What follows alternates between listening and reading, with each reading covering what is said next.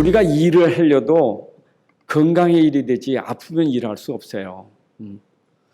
육신적으로도 건강의 일이잖아요. 근데 마음이나 생각이 병들면 일하는데 지장이 많아요. 건강해야 돼요. 우리의 삶 속에 내가 삶을 잘 살아가려면 힘이 있어야 되지, 힘 없으면 삶이 어려워요. 그래서 삶 현장에 자꾸 무너지고 무기력한 것이 환경이고 사람 탓이 아니라 내 자신이 힘이 없기 때문이에요. 여러분이 힘만 있다면 내가 어떤 환경에 들어가도 어떤 문제 속에 들어가도 그게 나하고 상관되질 않아요. 근데 내가 힘없는 것은 모르고 우리는 자꾸 환경이 어떻고 사람이 어떻고 내 조건이 어떻다고 이유와 핑계가 많아요. 그래서 우리는 하나님 말씀 가지고 우리가 정확하게 답을 찾아야 돼요. 생각해 보세요. 나란 주제는 세상 살아갈 때 세상과 맞지 않는 게 많아요. 여러분 마음에 드는 세상입니까? 어쩜 마음에 안 들어요. 세상이. 그렇잖아요. 나하고 세상은 안 맞다니까 마음에 안 들어요. 또 솔직히 마음에 든다고 또 다 됩니까? 마음에 들지만 또 안 되는 것도 많아요. 여러분과 세상은 안 맞는 거예요. 맞질 않아요. 근데 세상하고 맞는 건 딱 하나밖에 없어요. 그것이 바로 복음이 그리스도예요. 우리 세상에 모든 문제가 많이 있잖아요. 그 문제 속에 우리는 답이 있다고요. 근데 사람들은 자꾸 어려우면 자꾸 어려움을 붙잡고 가지 답을 붙잡지 않아요. 어렵습니까? 무엇이 어렵습니까? 그럼 왜 어렵습니까? 이유가 뭡니까? 나니까 어렵지. 세상은 원래 어려운 거 아니에요. 내가 죽으면 세상 어려운 거 모르는데 내가 살아있기 때문에 세상이 어렵고 고통이 오는 거예요. 내가 고통을 겪고 있다는 것은 살아있다는 얘기예요.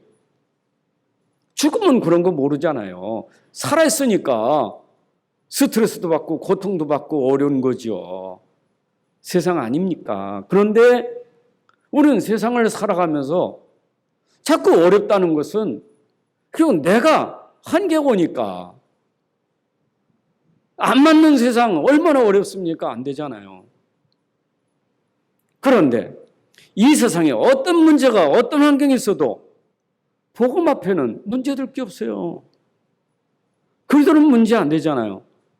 이 세상의 모든 문제의 답이 그리스도인데 그럼 문제 있을 때 그 문제가 아니다라고 할 땐 답 붙잡으면 되잖아요. 참 그런데 사람들 얼마나 익숙하냐. 숙달된 게 있어요. 참 그 벗어나지 못해요. 우리가 지금 복음 가졌어도 벗어나지 못하는 게 뭐냐면 어려움만 닥치면 어려움을 꼭 붙잡고 살아요. 어쩌면 그렇게 단단하게 언약을 붙잡는지. 밤새도록 붙잡고 24시 붙잡고 죽을 때까지 붙잡고 사는 거예요. 성경은 그 붙잡지 말라고 다 붙잡고 다 붙잡고 답을 누리고 24시 다 붙잡고 살려는데 하나님 말씀은 놓치고 자꾸 내가 붙잡고 사는 거예요. 매일 생기는 문제, 날마다 생기는 문제, 죽을 때까지 생기는 문제인데 맨날 문제에 잡히면 어떻게 살 겁니까? 그러니까 막 문제에 막 힘들다고 막 우울증 오고 그러잖아요. 코로나19 어려워요. 어렵지 않은 사람 어디 있어요? 다 어렵지. 질병이 왔는데 전염병이 왔는데 자영업자도 어려워요. 어려운 거 알아요. 어렵습니다. 그 불신자는 어려우니까 어려운 거 붙잡는 게 당연한 거예요. 불신자니까. 어려운 거 붙잡고 어떻게 하면 이 어려운 걸 극복할까 매달리는 거예요. 그래서 우상도 섬기고 종교도 하고 하는 거예요. 그건 불신자예요. 종교가 답입니까? 우상이 답입니까? 내가 답입니까? 솔직히 어렵다는데 여러분 어려우면 돈 주면 돈이 답입니까? 정부가 어려운데 돈 준다는 거요? 그럼 돈이 답입니까? 솔직히 우리가 그게 답입니까? 잠깐은 뭔가 좀 힘이 있겠죠. 그러나 그건 답이 아니에요. 그 불신자는 당연히 그런다 할지라도 우리 신자가 우리도 모르게 각인 뿌리 체질된 게 남이 어렵다니까 어휴 어려워 힘들어. 여러분 평생 못 빠져나와요. 평생 해결받을 길도 없어요. 아니 어렵다는 사람한테 하나님이 응답하실 이유가 있어요? 어렵다는 건 불신앙인데 지금 자기 믿고 있는 거지 하나님 믿는 거 아니잖아요. 하나님 안 믿는 사람 주실 일이 없잖아요. 안 믿는 사람 왜 줍니까? 복음 안 믿는 사람 왜 줍니까 하나님이?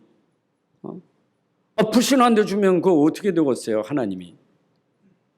자기 자신이 속아가지고 응답받을 상태가 안 돼. 응답받을 상태가 안 되는 거예요. 상태가 안 되는 게 계속 어렵다는 거예요. 그럼 코로나 끝나면 어렵지 않을까요? 똑같아요. 어려워요. 그럼 계속 상태가 어려운 상태예요. 죽을 때까지. 어려워. 나는 어려워. 그게 또 유산이 자식에 또 물려받아. 자식도 똑같이 닮아가지고 어려워. 물려주는 게 어려운 유산이요. 여러분 우리가 지금 세상 살아가는 삶이 중요한 게 아니에요. 은혜 받아야 돼요. 심 생겨야 돼요. 은혜 받아야 심 생긴다니까요.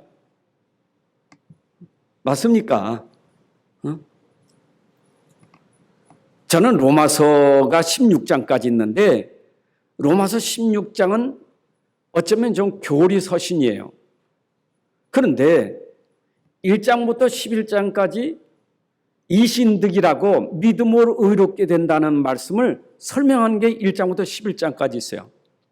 근데 사실은 1장 1절부터 17절까지는 그거 설명한 건 도입 부분이에요. 복음은 뭐냐? 복음은 도대체 뭐냐? 이거 설명하는 거거든요. 사실 66권은 다 복음인데 로마서는 특히 복음에 대해서 복음은 뭐지? 그 설명이 1장 2절부터 4절에 복음은 예수 그리스도요. 이걸 설명하고 있어요. 근데 복음은 얼마나 능력이 있느냐? 1장 16절에 복음은 믿는 자에게 구원한 능력이 있어. 복음은 능력이 있다고요. 그러면서 뭐라고 결론을 맺었느냐? 오직 의인은 믿음으로 살리라 그랬어요. 그 말은 복음은 믿음으로 말미암아 구원받게 돼 있어요. 의롭게 되는 거예요. 아니 내가 삶을 사는데 죄인으로 사는 거고 의인으로 사는 건 다르잖아요. 저주 가운데 사는 것, 흑암 가운데 사는 것도 빠져나와서 사는 건 다르잖아요. 어떻게 빠져나와요? 내가 어떻게 의롭게 될 수 있겠어요? 내가 어떻게 구원받아요? 믿음으로 되는 거예요. 그래서 믿음으로만 구원받는다. 믿음으로만 의롭게 된다. 그걸 강조하는 게 로마서 1장 1절부터 11장까지예요. 그런데 12장 1절에 그러므로 라는 말을 하고 있어요. 1장 11절까지 오직 의인은 믿음으로 살리라 하면서 그러므로 어떻게 살아야 되느냐? 믿음 생활에 대해서 얘기하고 있어요. 믿는 자가 어떻게 삶을 살아야 되는지, 믿는 자의 삶이 뭔지 그걸 쭉 설명하는 게 12장부터 16장까지 얘기해요. 그럼 삶도 중요하잖아요. 근데 참 불신자들은요 1장부터 11장까지는 재미없어요. 12장부터 읽으면요 불신자들도 그러게 말아 이렇게 살아야 돼. 사랑하고 봉사하고 대접하고 구제하고 그렇죠? 얼마나 좋은 말입니까? 신자도 그래요. 복음 놓쳐버리고 믿음 놓치면 그게 은혜가스러워. 은혜가. 그러니까 교회 나와서도요 복음보다는 율법이 훨씬 은혜된 사람들이 많아요. 체질이 복음이 안 들어가. 그러니까 자기 자신부터도 이 체질이 뭐냐? 내가 하나님과 바르게 살아야 되는데 내가 이렇게 못 살아서 그걸 해야 되는데 내가 안 해서 계속 그러고 사는 거예요. 또 자기 시전이 자기 기준이 그거니까 사람한테 기준도 뭐냐? 왜 사람이 저렇게 사는지 몰라. 왜 이렇게 살아 저렇게. 그건 뭐 이것만 가지고 하다 보니까 자기도 힘들고 남도 힘든 것. 이런 복음 안 되면 절대 안 돼요. 복음이 답이 돼야지. 그래서 내가 진짜 하나님 주신 최고의 은혜는 뭐냐? 구원의 은혜지만 구원받게 된 믿음이 우리에게 최고의 은혜예요. 여러분, 구원받은 게 최고의 은혜예요. 에베소 2장 8절부터 10절에 보니까 하나님의 은혜로 말미암아 구원을 얻었나니, 하나님 주신 은혜로 말미암아 구원을 얻었나니, 이 구원은 너에게서 난 것이 아니고 하나님께로 난 거예요. 믿음으로 말미암아. 하나님 주신 은혜를 믿는다는 것도 기적이에요. 맞죠? 여러분, 신앙생활에서 믿는다는 것은요, 이게 아무나 되는 게 아니에요. 믿음은 보이지 않는 거거든요. 믿음은 바라는 것들의 실상이요, 보지 못하는 것들의 증거라 그랬잖아요. 안 보이는 거예요, 믿음은. 근데 안 보이는 걸 믿는 게 이게 얼마나 중요하냐고요. 근데 안 믿어져. 왜? 보는 것만 생각하지? 여러분, 지금 현실 문제가 있습니다. 문제 많아요. 코로나19고 지금 어려운 거 많아요. 현실이에요. 근데 믿음은 가져야 된단 말이에요. 믿음이 돼야 돼, 믿음이. 이 문제의 답은 그리스도 복음이라는 게 66권에 꽉 차 있어요. 모든 문제의 답은 그리스도예요. 성경 66권이 설명이에요. 제가 아침에 기도하다가 또 그 생각 나더라고. 말씀 붙잡고 기도하는데, 그러게 말이야. 평생 문제고 날마다 문제고 지금도 문제인데 왜 쓸데없이 문제 가지고 고민하고 걱정하고 염려하는가? 들어가는 힘이 나요, 나요.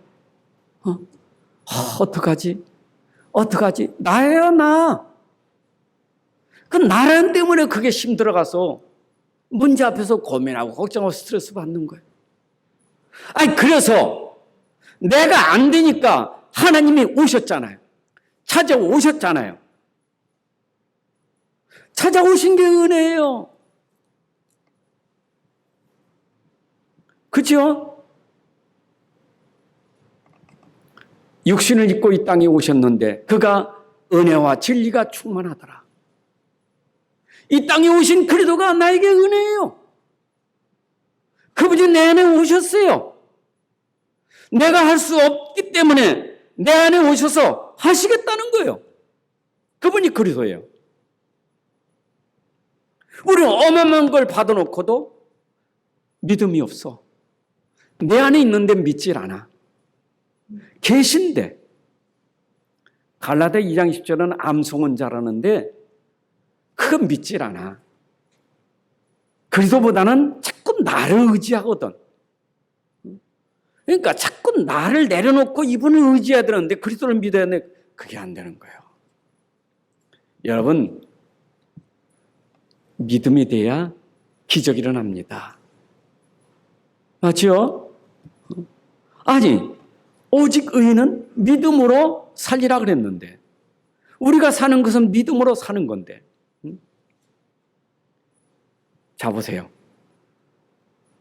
우리가 문제가 있어도요, 그 문제 속에 숨겨진 하나님의 축복이 어마어마합니다. 우린 문제라는 것으로 이렇게 덮어졌지 그 속에 숨겨진 복은 어마어마해요. 그게 믿음으로만 보이는 거예요. 근데 믿음이 아니면 그 껍데기 문제만 자꾸 보는 거예요. 겉에 것만 보는 거예요. 속은 안 보이고 실제 내용은 안 보이는 거예요. 그 안에 어마어마한 게 있는데, 아니, 렘넌트 7명 우리가 많이 얘기했지만 그 사람들이 문제 왔을 때 보세요. 요셉이 감옥의 문제입니까? 노예가 문제입니까? 그 속에 숨겨진 복을 보세요. 어마어마하거든요. 그거는 믿음의 사람들은 아는 거예요.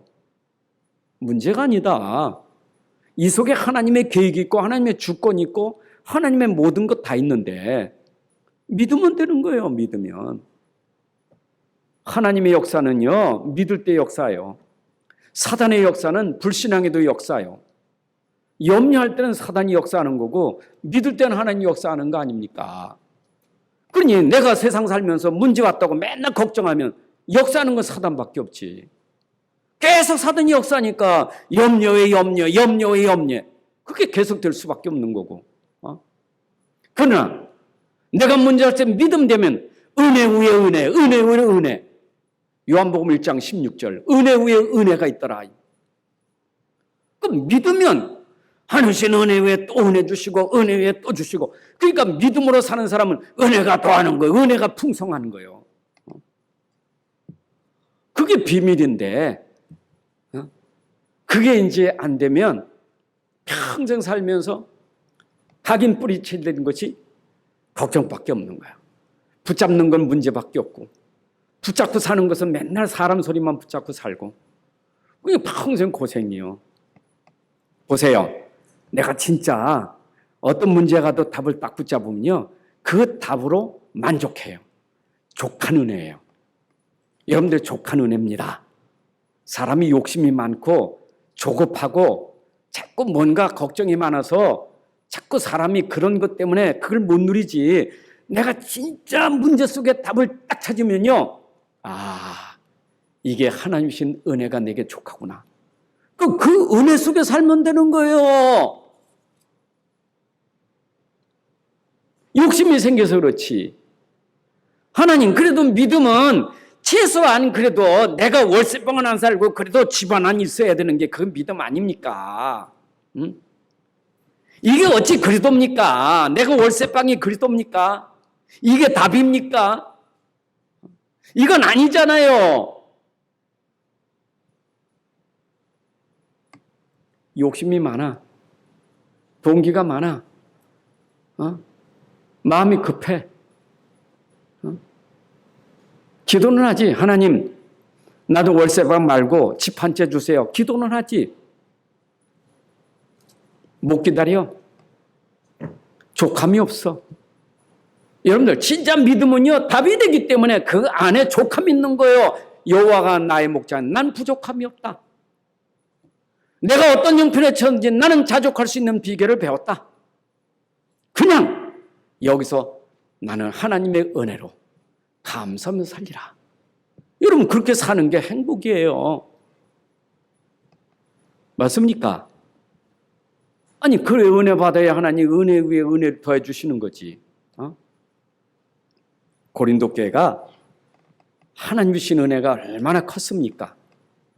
여러분, 고린도서 1장 4절부터 7절 보게 되면 바울이 고린도 교회 그 뒤에는 금방 이 칭찬하다가 금방 내가 소식을 들으니 너희들 분쟁이 있다고 하는데 이런 얘기를 합니다. 근데 앞에는 분쟁 이전에 너희가 받은 복이 얼마나 큰 줄 아느냐? 야, 너희들은 참 모든 언변과 모든 지식이 너희들에게는 참 넘치는구나. 고린도 교회들이 언변도 있고 지식도 있었어요.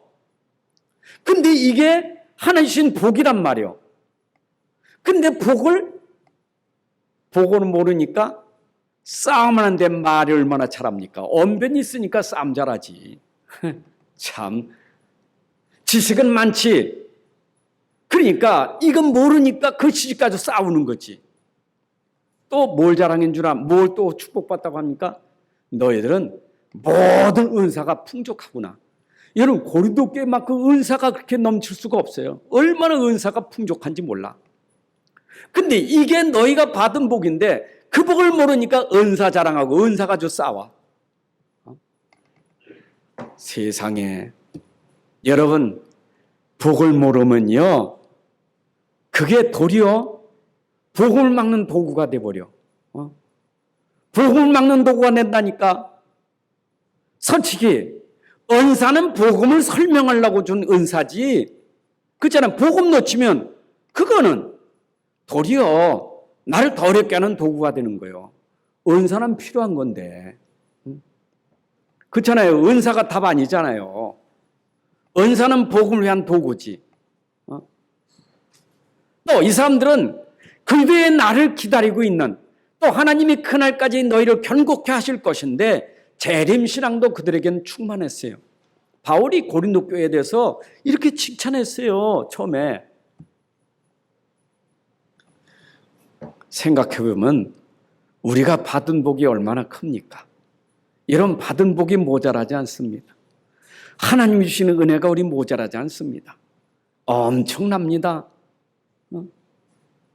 그러니까 은혜를 모르니까 이게 참 문제예요.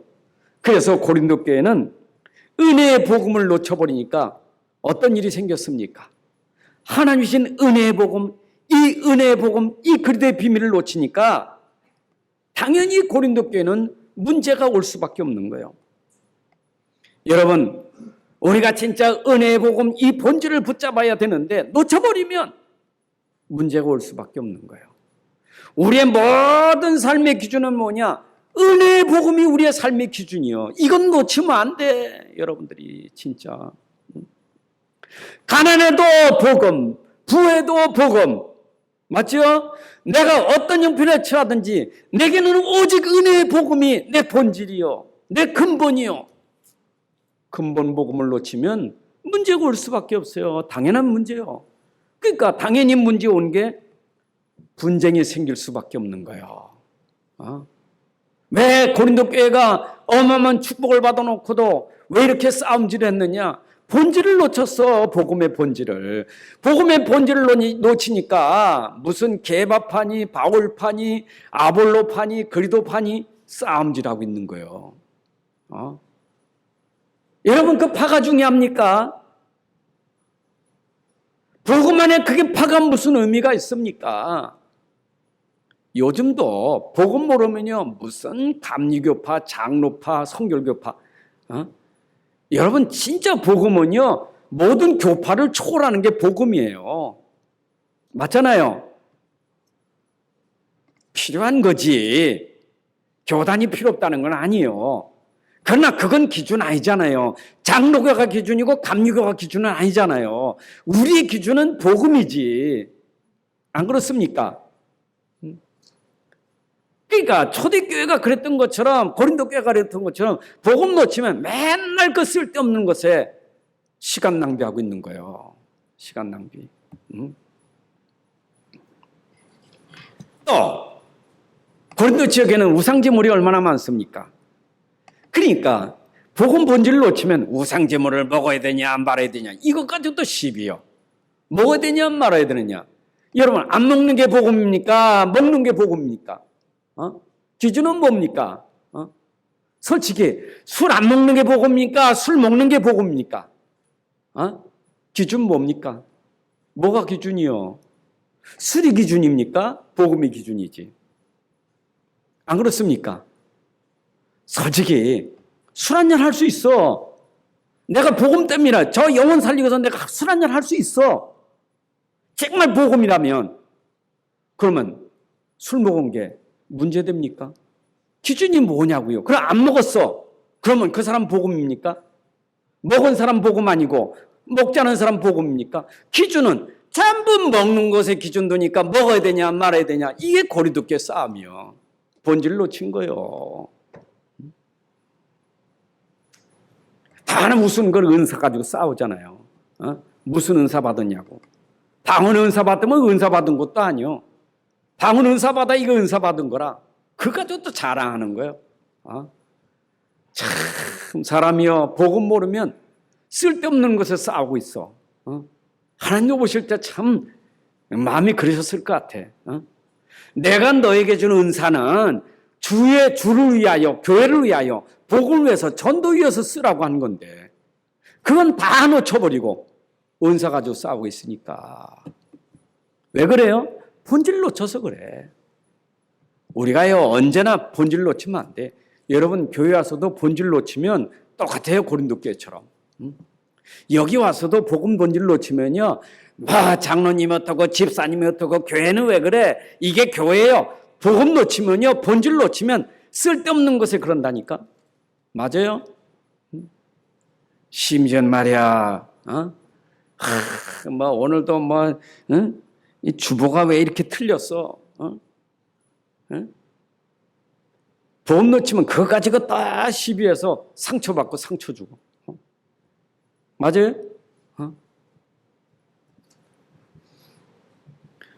제가 오늘도 중고등부 설교 듣다 보니까 전사님이 조금 실수한 것도 있어. 그러니까 전사님이 목사님 제가 오늘 설교하다 서론에 실수. 난 실수 안 봤어. 당신이 전한 복음이 너무 은혜스러웠어.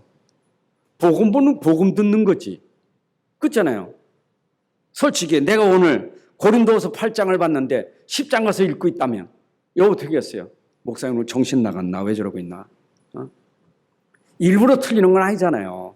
그러나 그런 가지고 시비해서 은혜 못 받는잖아요. 시작부터. 에이구 참 이러면요 벌써 다쳐져. 은혜 못 받아. 본질은 복음이에요. 여러분 설교 들 때 복음 본질 들어야 돼요. 딴 거 가지고 들으면요 여러분들 시험 들어요. 다른 거 갖지 마세요. 복음이 본질이에요. 맞잖아요.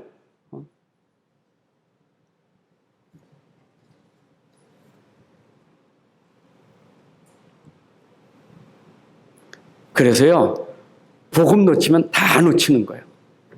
본질을 놓치면 다 놓치는 거예요. 여러분 이게 비밀이에요. 그렇죠? 어떤 문제에 대한 답을 놓치면 그게 문제가 문제되고 다 놓치는 거예요. 근데 그 문제에 내가 답을 찾으면 그게 전부 축복이 되는 거예요. 그러니까 본질 놓치면 다 문제가 되는 거고 본질 붙잡으면 그게 다 축복이 되는 거고 이게 성경의 비밀이에요. 이게 성경의 비밀이에요. 그러니까 여러분들이 구원받은 축복이 얼마나 큰데 본질 놓치면 신분 권세도 다 놓쳐버리고 그렇잖아요. 내가 복음 안에서 받은 신분 권세 누리면 되는 건데 하나님이 내게 주신 거 그거 누리면 되는 건데 그걸 놓쳐버려. 여러분 내가 교회에 와서 말입니다. 정말 복음의 본질만 딱 붙잡았다면 예배가 축복이고 강단이 축복이고 말씀이 축복인데 그건 놓쳐버리고 본질은 놓치고 쓸데없는 소리에 우리가 속으면 안 되잖아요. 맞습니까?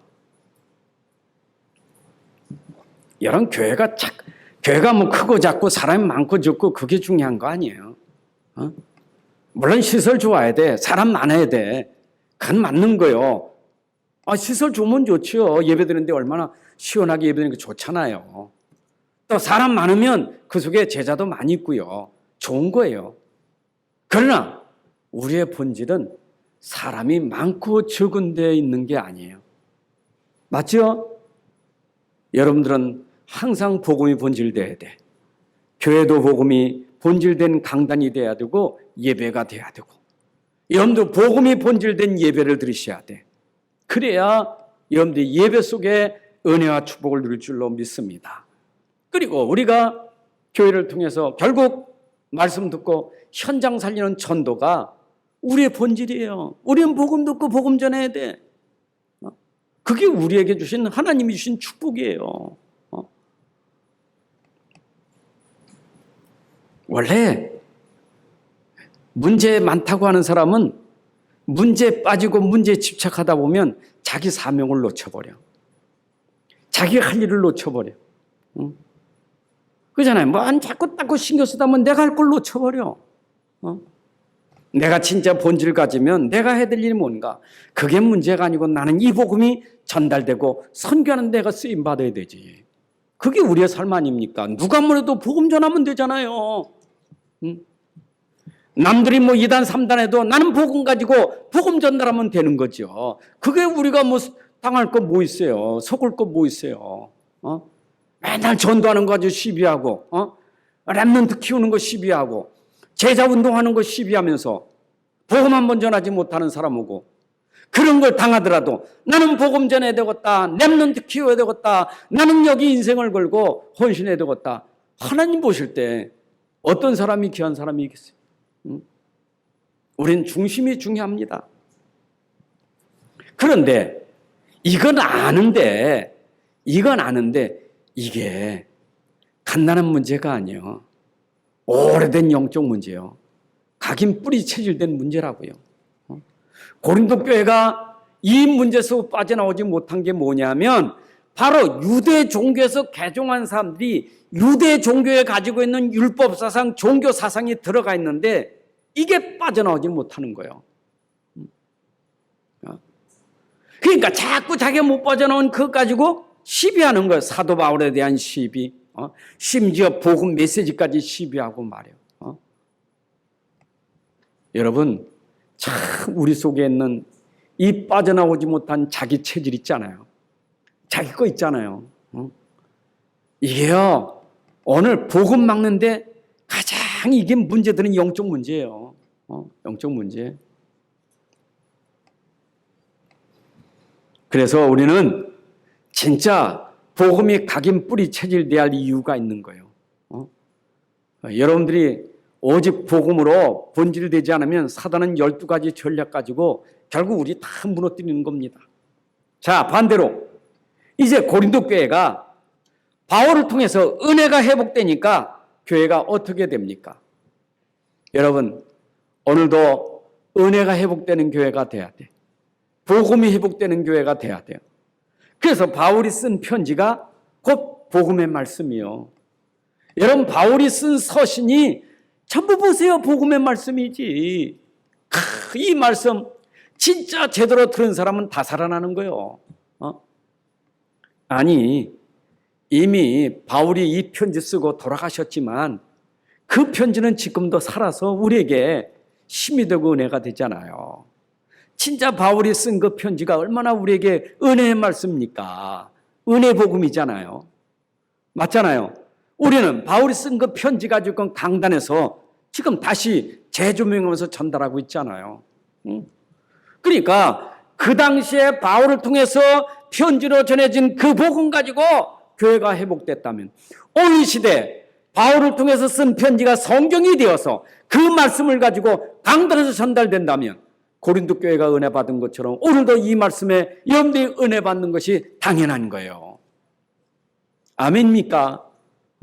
당연히 은혜 받아야죠. 고린도 교회가 이 말씀 가지고 회개 운동이 나고 변화됐잖아요. 여러분, 진짜 강단 통해서 은혜 받으면 다 살아나요. 그 은혜도 은혜의 복음이 내 안에 들어가면 다 살아나요. 내 병든 영혼이 치유되고요. 내가 힘이 없을 때 이 복음 들으면 살아나게 돼 있어요. 그게 하나님 말씀이에요. 하나님 말씀은 살아있는 말씀이에요. 여러분, 에스겔서 37장에 보게 되면 에스겔 선지자가 하나님 말씀을 대언할 때 그 대언하는 그 말씀이 뼈다귀에 들어가는데 뼈가 군이가 되잖아요. 거기에 살이 붙고 생기가 들어가 군대가 됐잖아요. 하나님 말씀이 임하면 그래요. 죽은 자도 말씀이 임하면 살아나게 되는 거예요. 허물과 죄로 죽은 자라도 하나님 은혜의 말씀이 들어가면 구원받고 살아나게 되는 거예요. 말씀 들어가면 삽니다. 에스겔서 47장에도 얘기했죠. 강단을 통해서 나오는 그 생명의 말씀이 전달되면 임하면 살아나요. 여러분에게 전달되고 여러분이 받은 그 말씀이 또 밖에 나가서 다른 사람에게 전달하고 계속 이 말씀이 흘러가는 곳마다 다 살아나요. 다 살아나. 말씀이 임하면 살아납니다. 사람들이 자꾸 힘없는 것은 영적인 이 말씀이 없어서 힘든 거예요. 살리는 것은 영이니 육은 무익하니라. 영의 말씀이 우리를 살리는 거예요. 여러분, 교회 와서요, 우리가 육신 문제 해결하려고 교회 오는 건 아니에요. 병이나 고치고 무슨 경제 문제 해결받으려고 교회 오는 건 아니에요. 그렇다고 그게 해결 안 되느냐? 그것도 아니에요. 해결은 돼요. 근데 강단은 하나님은 우리에게 먼저 하라는 게 뭐예요? 내 영혼이 잘된 같이. 여러분, 영혼이 말씀을 통해서 살아나면 다 회복되게 돼 있어요. 믿습니까? 저는 그 증인 아닙니까? 제가요, 환경이 어렵고 참 문제가 많았는데 이 답을 찾으니까 그때부터 생각이 바뀌어졌어요. 생각이 바뀌어진 거예요. 어떤 생각이 바뀌었나? 그러게, 내가 지금 없어서는 가난하냐? 내가 왜 가난해? 내 안에 부유하신 그리스도가 계신데 이 믿음 되니까 나는 가난하지 않아. 내 안에 부유하신 그리스도가 있으니까. 이게 딱 회복되니까 그때부터 생각 속에서 말 속에서 나는 가난하다. 난 없다. 이 말이 끝난 거예요. 근데 이 말이 끝나고 나는 누리고 있는데 참 신기해요. 가난이 정복당하는 역사가 일어나는 거예요. 여러분, 가난만 아니에요. 여러분, 질병도 똑같아요. 여러분, 질병도요, 믿음으로 여러분들 딱 써버리면 질병이 정복당해요. 근데 우리는 자꾸 질병만 오면 언제 끝나는 거야? 이렇게 언제 계속 아프고 또 아프고 또 아프고 이게 잡혀버려. 아프니까 뭐 말은 맞는데 여러분, 입이 중요해요. 그걸 기도로 바꿔야 돼요. 그걸 믿음으로 바꿔야 돼요. 그게 여러분이 모든 걸 회복하는 길이에요. 그게 안 되면 나도 모르게 자꾸 문제, 질병, 경제, 뭐 사람, 이게 나를 잡으니까 내 영혼이 죽어. 내 영적 상태가 무너지는 거예요. 여러분들이 영적 상태만 회복되면 시간표에 따라서 다 회복되게 돼 있어요. 그게 하나님 말씀이에요. 믿습니까? 말씀 가지고는 회복되는 증인 돼야 돼요. 우리가 현장의 증거는요, 말씀밖에 없어요. 뭘 증가할 겁니까? 말씀이지. 병난 거 증가합니까? 돈 생긴 거 증가합니까? 아니에요. 우리는 말씀 증가하는 거지. 아니, 내가 병 안 났는데 어떻게 말씀 증가합니까? 아니요.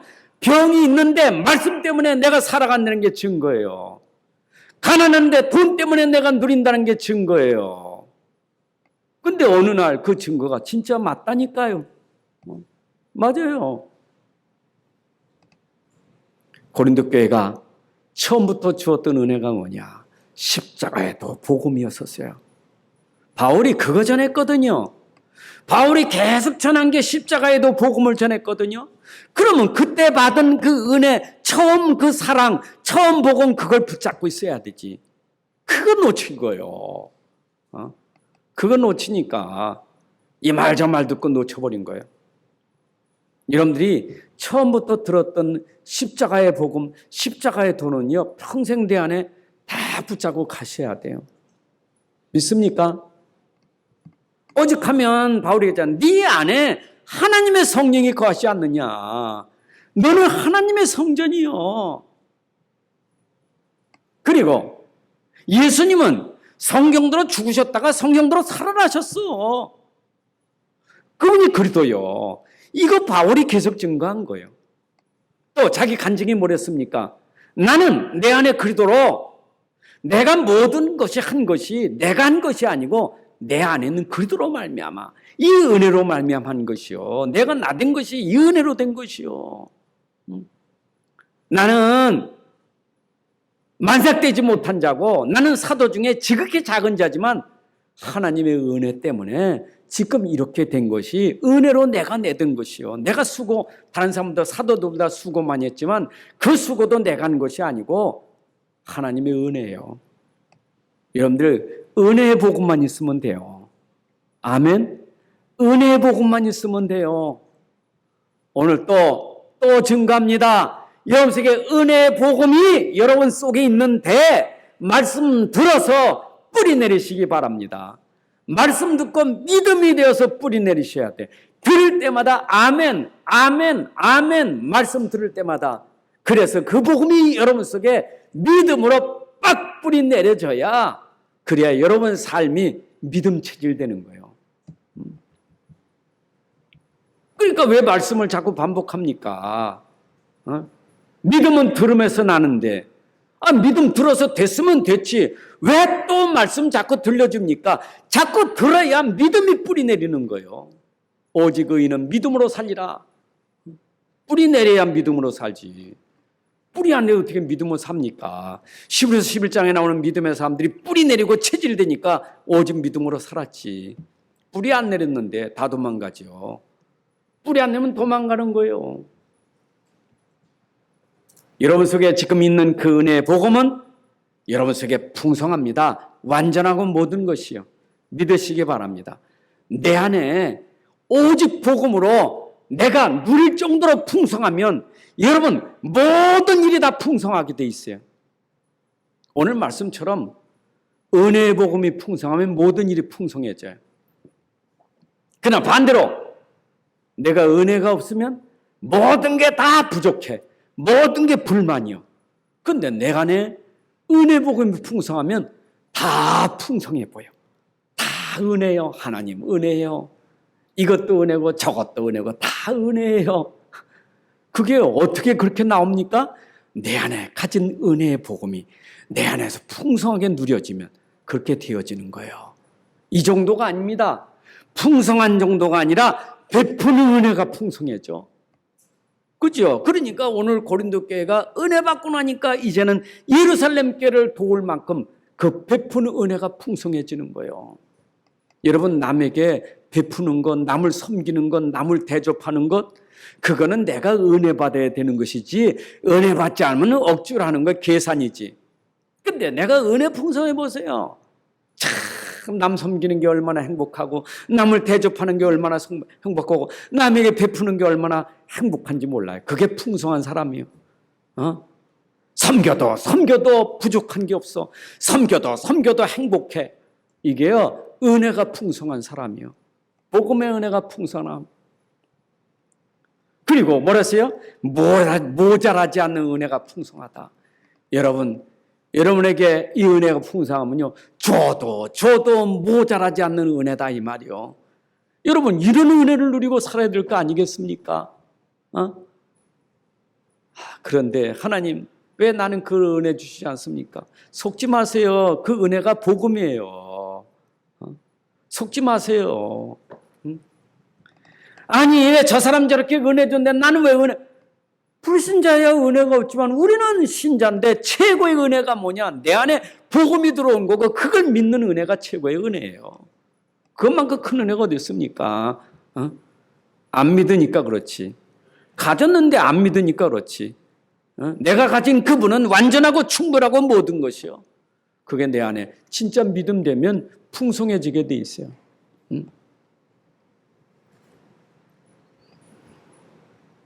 참, 그래서 바울은요, 이 은혜가 풍성하니까 자기 인생 삶이요, 그냥 복음 전하는 일, 그 배고픔과 고난과 그 강도 위험과 그 감옥에서 갇히는 일과 그런 것에 그는 구애받질 않아.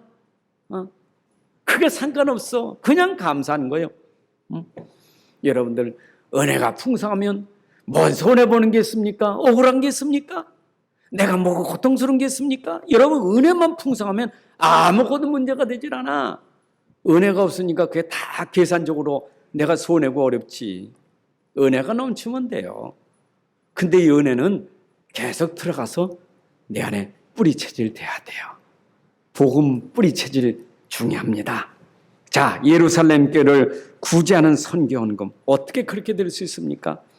이제는 은혜 받았으니, 너희가 이제 은혜를 받았으니 저 마게도냐 교회가 은혜 받고 헌신한 것처럼 너희도 은혜 받았다면 마게도냐 교회들이 그런 것처럼 너희도 이제는 그 은혜를 형제 사랑하는데 증표를 보여야 된다 그랬어요.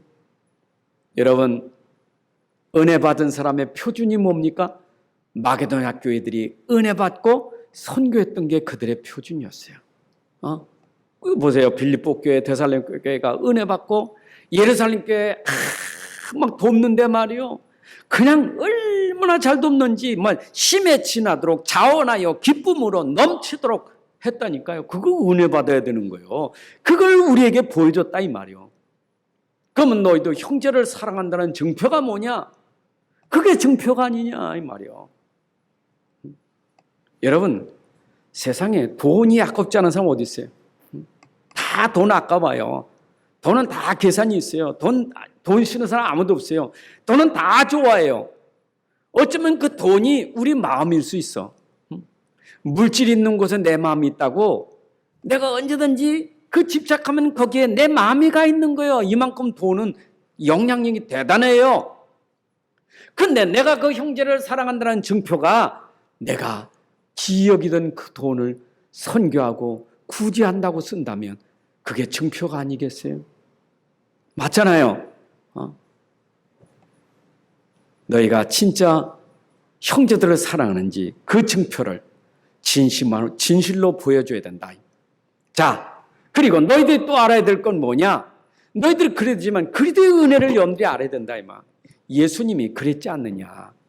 빌보 2장 6절부터 9절에 보니까 예수님이 이 땅에 오실 때 하늘 보좌를 버리시고 하나님과 동등됨을 취할 것을 취하지 아니하시고 이 땅에 사람의 명으로 오셔서 십자가에 죽기까지 자기를 낮추시고 헌신함으로 말미암아 모든 인류가 살아난 것처럼 예수님이 이 땅에 오셔서 자기를 낮추셔서 섬기고 헌신하고 죽으심으로 모든 사람들이 예수 그리스도 안에서 부유함을 누리게 된 것은 예수님이 자신이 가난해지고 도리어 많은 사람들을 부유케 하셨느니라.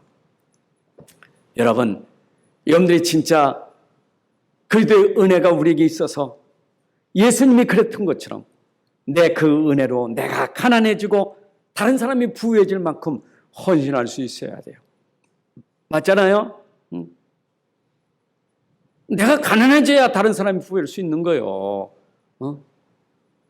영적 문제로 가난한 것 말고 진짜 복음 안에서 은혜 받은 사람이 가난하면서 남을 살리는 것, 남을 대접하고 남을 돕고 남을 섬기는 것, 이런 가난함은 그 사람에게 넉넉하게 하는 축복이 있는 거예요. 부유하게 만드는 거예요. 예수님 우리 그렇게 하셨잖아요.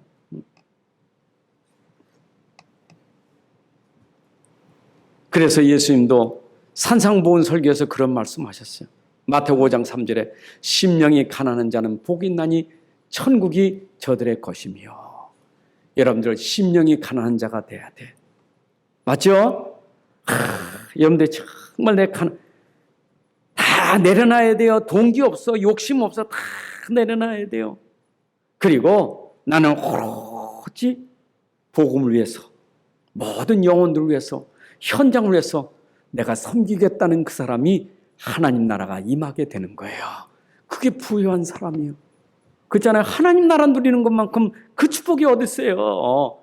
주면서 하나님 나라 누리는데, 내가 물질 주면서 하나님 나라 누리는데 이 사람이 부유한 사람 아닙니까? 물질을 주기도 하고 내 마음속에 하나님 나라가 임하는 넉넉함과 부유함이 있다는 게 얼마나 복이에요. 이게 복 아닙니까? 그리고 뭐라세요? 부족한 것을 보충하여 균등하게 하는 것이니. 예루살렘 교회가 저렇게 부족할 때 너희들이 가지고 있는 것을 저들에게 줌으로 말미암아 저들의 부족한 것을 보충해 주는 거 아니냐. 또 너희가 부족할 때 저들이 또 너희에게 보충해 줘서 서로 균등케 하는 게 아니냐. 이게 바로 사도행전 2장 44절 45절에 초대교회가 서로 베풀면서 균등해서 서로 통용하고 네 것 내 것 없는 그런 정말 성도의 교제가 있었잖아요. 그러면서 예를 들기를 출애굽기 16장 18절에 광야에서 만나를 하나님 주실 때 그 만나를 거두는데 만나를 많이 거둔 자도 적게 거둔 자에게 베풀어 줘야 돼. 많이 거둔 자는 적게 거둔 자에게 줘야 돼. 근데 내가 많이 거두고 적게 거둔 자 안 주면 그것은 곰팡이 나고 썩어요. 그러니까 많이 거둔 자도 적게 줘야 돼. 적게 거둔 자는 많이 거둔 자를 통해서 내가 보충을 얻고, 그게 하나님이 만나 주실 때 방법이었었어요. 근데 욕심이 생겨가지고 옆에 있는 사람이야 적게 거다가 굶어 죽든지 말든지 내가 잔뜩 쌓아놓고 가다 창고에 제껴놓으니까 내 먹을 걸로 끝나는 게 아니라 쌓아놓은 게 다 썩고 곰팡이 나는 거예요. 여러분들, 하나님이 주신 것은 결국 나와 우리 형제들에게 서로 균등하게 해서 주신 거예요. 믿습니까? 이것이 뭘로 나왔어요? 지금 공산주의, 민주주의 그러잖아요. 여러분, 우리가 공산주의입니까? 민주주의입니까? 민주주의는 중심이 뭡니까? 사람. 공산주의는 중심이 뭐예요? 물질. 그렇잖아요. 우리가 사람이고 물질입니까? 사람도 물질도 중요하지만 우리의 기준은 복음이에요. 복음주의예요. 민주주의도 아니고 공산주의도 아니고 우리는 복음주의예요. 맞아요? 보수도 아니고 진보도 아니에요. 우리는 복음이에요. 복음이에요, 복음. 그래서 우리는 모든 게 복음이기 때문에 우리는 베풀 수도 있는 거예요. 서로 나눌 수도 있는 거예요. 복음이니까. 복음의 본질이에요. 자, 그래서 은혜 받은 자의 축복은 뭐냐? 오직 복음을 가졌기 때문에 내가 축복받았다는 거예요. 여러분들 진짜 축복은 복음 가졌기 때문에 축복받은 사람이에요.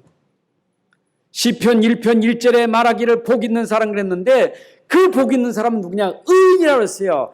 복 없는 사람은 악인이에요. 그러니까 내가 어떻게 의인 됐습니까? 복음 때문에. 그래서 내가 복음 때문에 나는 최고의 축복을 받은 사람이에요. 복 있는 사람. 여러분들이 참 복 있는 사람이라 하나님의 은혜가 우리에게 임했는데 그 은혜 속에는 영적인 축복, 육신적인 축복, 모든 축복이 다 담겨져 있는 거예요. 맞죠? 참 이게 비밀이에요. 내 하나님의 은혜 축복받으니까 영적, 육신적인 건 여러분 뭐 가정 후대 걱정할 거 없어요. 은혜에 축복받은 사람은 하나님이 다 풍성에 넘치게 하시는 거예요. 아브라함에게 안 그랬습니까? 아브라함에게 준 그 은혜의 축복 5가지 축복 있잖아요. 기준이 뭡니까? 아브라함은 오직 복음 그잖아요. 그거 붙잡았는데 대표적인 축복, 시대적인 축복, 기념비적, 불강력적인 축복이 나왔잖아요. 여러분들이 진짜 은혜의 복음을 본질만 붙잡으면 돼요. 그러면 돼. 오늘 다시 한번 강조합니다. 고린도 교회가 놓친 그 복음의 본질을 우리는 회복해서 이제는 우리를 통하여 많은 사람들에게 전도하고 선교하는 데 쓰임받기를 바랍니다. 자, 은혜 받은 자의 감사요. 그래서 우리는 감사밖에 없어요. 하나님 주신 은혜에 감사해야 돼. 적습니까? 아니요. 족한 거예요. 적은 게 아니고 내게 족한 은혜예요.